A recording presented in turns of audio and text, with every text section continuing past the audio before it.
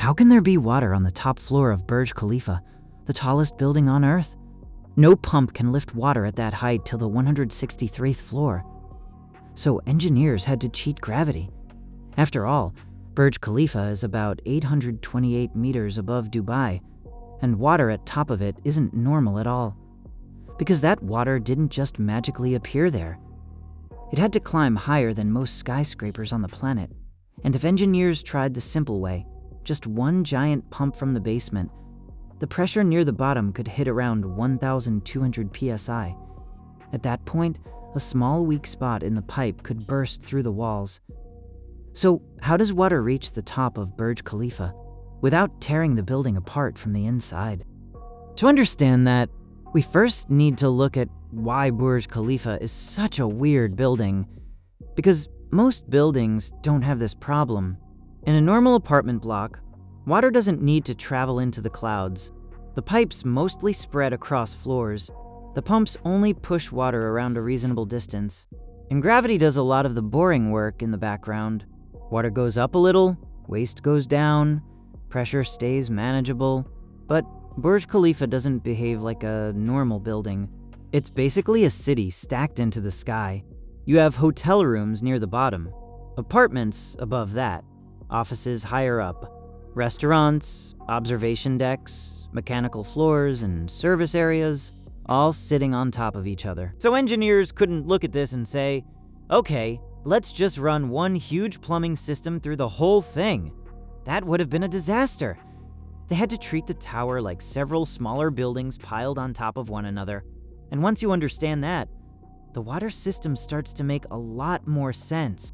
Because Burj Khalifa uses around 946,000 liters of water every day. That's about 250,000 gallons. Water for hotel rooms, water for apartments, water for restaurants, bathrooms, kitchens, cleaning, and normal daily life inside the tower. Now, picture all of that water sitting in the basement. The simple plan would be to just use one massive pump and blast it straight up to the 163rd floor. Sounds easy, but inside the pipes, that would create a nightmare.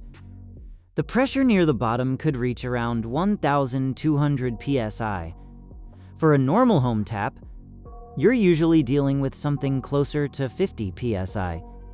So this is the kind of pressure that can turn one weak joint into a wall-breaking explosion. A bend in the pipe becomes a danger point. Even a tiny failure could send water shooting into corridors, hotel spaces, or mechanical rooms. So engineers didn't make one pump fight the whole tower. They split the climb into smaller sections. And that's where the real trick begins. Burj Khalifa uses something like water checkpoints. The water starts down in the basement. From there, pumps send it up to a storage tank inside one of the tower's mechanical floors. These aren't normal floors with apartments or hotel rooms.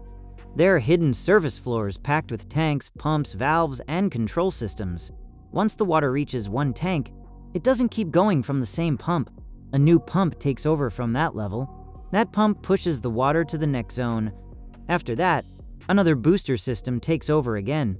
So instead of one giant push from the ground to the sky, the water climbs the tower in steps. Burj Khalifa uses 7 pressure zones for this, and inside that system, it has 6 water transfer sets and 7 pressure booster sets from Xylem's low-wara system. The smart part is that these pumps don't just run at one speed all day. They adjust. So if a lot of people open taps in the hotel, apartments, or restaurants, the pumps speed up. If fewer people need water, the pumps slow down. That keeps the pressure steady without wasting as much energy. And with the variable speed system, the pumps can reduce energy use by around 30%. So the tower doesn't force water upward in one brutal blast. It passes it from zone to zone. Like the building has its own hidden relay race happening behind the walls. And the places where that relay happens are the mechanical floors. These are some of the most important floors in the Burj Khalifa. But if you walked into one, it wouldn't feel luxurious at all. You'd see tanks, pumps, valves, electrical rooms, and air handling equipment, basically the stuff that keeps the whole tower alive. Some of these service floors sit around levels 17 to 18, then 40 to 42, then 73 to 75, and higher up again around 109 to 111. There are more near the top too, including level of 155 and the upper mechanical floors around 160 to 163. So as water climbs the building, it doesn't just shoot straight to the top, it stops inside these hidden floors. The system checks the pressure there.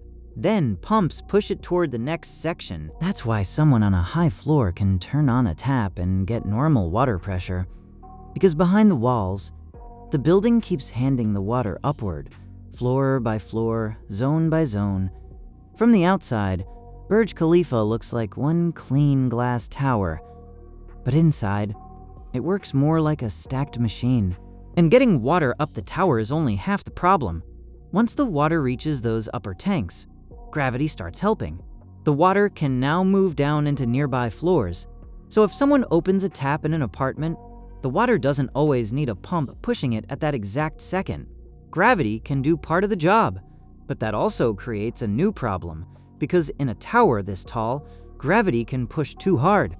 If water drops too far with no control, the pressure gets too strong for the lower floors. So engineers added pressure-reducing valves inside the system. These valves act like control gates. They calm the water down before it reaches taps, showers, kitchens, and bathrooms. That's why a person on a high floor and a person much lower down can both open a tap and get normal pressure. But behind the wall, the system keeps adjusting all day. Every tank, valve, and pump has to keep the pressure in the right range, so the people inside never have to think about it. And to make all of this work, Burj Khalifa needed a huge pipe network hidden inside the structure. The tower has around 100 kilometers of pipes just for normal water use. That's water for sinks, showers, kitchens, hotel rooms, apartments, restaurants, and service areas. Then there's the fire emergency system. That adds around 213 kilometers of piping. So if something happens high up in the tower, water can still reach the emergency systems where it's needed. And the air conditioning system has its own chilled water network too. That adds another 34 kilometers of pipes. So when you look at Burj Khalifa from the skyline, you mostly see glass, steel, and that sharp spire at the top. But behind that clean surface, the building is packed with pipes running through mechanical floors, service shafts, ceilings, and walls. It's not just a skyscraper. It's a vertical plumbing system wrapped inside the tallest building on Earth. And weirdly, the building doesn't only use water. It also makes water. Dubai gets brutally hot. So, Burj Khalifa needs a massive cooling system running behind the scenes. Air moves through the air conditioning system. That air carries moisture, and when the system cools it down, that moisture turns into water droplets. Basically the same way a cold glass gets wet on the outside. Now, in a smaller building, that water might just drain away. But in Burj Khalifa, engineers collect it. Year after year, the cooling system can pull out millions of gallons of condensate water. And instead of wasting it, the tower sends that water outside for landscaping and irrigation. So the system cooling the rooms also helps water the park around the tower. That's a smart move, because in the middle of Dubai, every drop matters. And this is what makes Burj Khalifa so interesting. Most people visit the tower and focus on the obvious stuff: the huge lobby, the fast elevators, the view from the observation deck. But the real engineering sits behind locked doors and inside service floors. That normal tap on the lobby 163rd floor only works because engineers broke one impossible climb into smaller steps. They didn't defeat gravity with one giant machine. They worked around it with zones, tanks, pumps, and pressure control. So, next time you see Burj Khalifa, don't just think about the height. Think about the 946,000 liters water moving inside it every day.